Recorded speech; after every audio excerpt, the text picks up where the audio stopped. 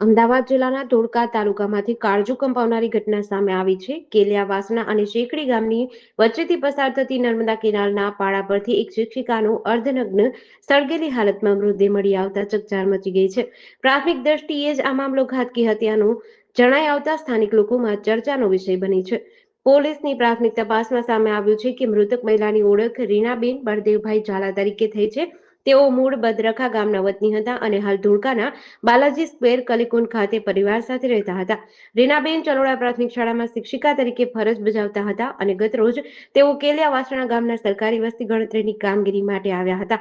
વસ્તી ગણતરીની ફરજ પર ગયેલા શિક્ષિકા મોડી સાંજ સુધી ઘરે પરત ન ફરતા ચિંતિત બનેલા પરિવારે ધોળકા રૂરલ પોલીસ સ્ટેશનમાં તેમની ગુમ અંગેની ફરિયાદ નોંધાવી હતી.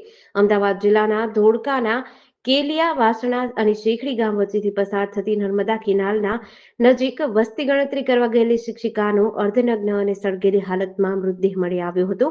ત્યારે પોલીસ તપાસમાં ચોંકાવનારો ખુલાસો સામે આવ્યો છે. મૃતક મહિલા રીનાબહેનનું હત્યા બીજા કોઈએ નહીં પરંતુ તેના જ શિક્ષક પતિએ કરી હોવાનો પર્દાફાશ થયો છે.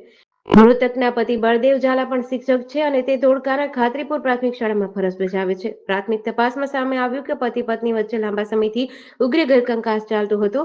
આજ કૌટુંબિક ઝઘડા અને કંકાસથી કંટાળીને શિક્ષક પતિએ પત્ની રીનાબહેનની હત્યા કરી હતી. હત્યા કર્યા બાદ પાપી પતિએ ગુનાના પુરાવાનો નાશ કરવાના ઈરાદે રીનાબહેનની મૃતદેહને નર્મદા કેનાલના પાળા પર લઈ જઈ સળગાવી દીધી હતી અને ફરાર થઈ ગયો હતો. આ હત્યાનો કેસ ઉકેલવા માટે પોલીસે અલગ અલગ દિશામાં તપાસ શરૂ કરી હતી. શંકાના આધારે પોલીસે જ્યારે શિક્ષક પતિ બળદેવ ઝાલાની અટકાયત કરી તેની કડક પૂછપરછ કરી ત્યારે વધુ સમય ટકી શક્યો નહીં અને પોલીસ સામે ભાંગી પડી પત્નીની હત્યાની કબૂલાત કરી હતી. એક શિક્ષિકા અને 2 બાળકોની માતાની આ પ્રકારે હત્યા થતા પોલીસ તંત્ર પણ એક્શન મોડમાં આવી ગયું છે. ધોળકા રૂરલ વિસ્તારમાં ચલોડાથી કેલિયા વાસણા જવાના રસ્તે જાડી વિસ્તારમાં એક 40 વર્ષ અંદાજિત ઉંમરની એક મહિલાની લાશ મળેલી, જે અર્ધ સળગાયેલી હાલતમાં હતી અને મૃત હાલતમાં હતી. આ અંગેની સંપૂર્ણ બનાવની વિગત જોતાં આ બનાવ મહિલા જે મરણ જનાર જે છે તે રીનાબેન ઝાલા પ્રાથમિક શિક્ષક તરીકે નોકરી કરતા હતા અને તારીખ 2ના રોજ બદરખા ગામેથી વસ્તી ગણતરીના કામે ચલોડા ગામ તરફ પોતાના પતિ બળદેવભાઈ ઝાલા સાથે જેઓ તેમને મદદ કરતા હતા અને બળદેવભાઈ ઝાલા પોતે પણ એચટેટ તરીકે મુખ્ય શિક્ષક તરીકે ફરજ બજાવે છે. મદદના બહાને ગયેલા અને ત્યારબાદ તેમણે પરત આવી અને તેમના શાળા એટલે રીનાબેનના ભાઈને એવી વાત કરેલી કે રીનાબેન જે છે તેમને મેં વસ્તી ગણતરીના કામે મૂકીને આવ્યા બાદ મળી આવેલ નથી અને તેમનો ફોન સ્વિચ ઓફ આવે છે.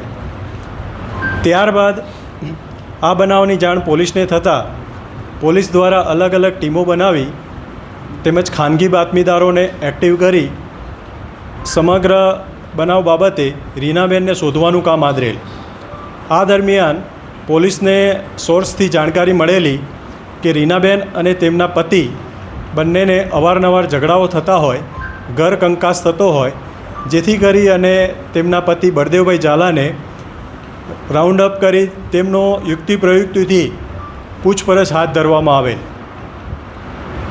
આ દરમિયાન બળદેવભાઈ ઝાલા દ્વારા પણ શરૂઆતના સમયમાં કોઈ જ વિગત તેઓ પોતે જણાવતા ન હતા, પરંતુ અલગ અલગ પોલીસ પૂછપરછ દરમિયાન તેઓ પોલીસના જવાબોને સંતોષકારક આપી શકેલ નહીં, જેથી પોલીસે વધુ આકરા સવાલો કરતાં તેઓ ભાંગી પડેલ અને સમગ્ર ગુનો પોતે આચરેલ છે તે મુજબનો ગુનો એમણે કબૂલ કરેલ. તેમણે જણાવેલ કે રીનાબેન અને પોતે એક્ટિવા ઉપર બેસી વસ્તી ગણતરીના કામે નીકળેલ, પરંતુ રસ્તામાં જ બંને વચ્ચે ઉગ્ર બોલાચાલી થઈ જતાં તેમણે રીનાબેનને રસ્તામાં જાડી ઝાંખરીવાળી જગ્યાએ ઉતારી તેમને પથ્થરથી ઘા કરી તેમનું મરણ નિપજાવેલ. ત્યારબાદ આરોપી બળદેવભાઈ ઝાલાએ કે જે રીનાબેનના પતિ થાય છે તેમણે એક્ટિવામાંથી પેટ્રોલ કાઢેલું. પેટ્રોલ કાઢવા માટે તેમણે કાપડનો ટુકડો લીધો અને પેટ્રોલની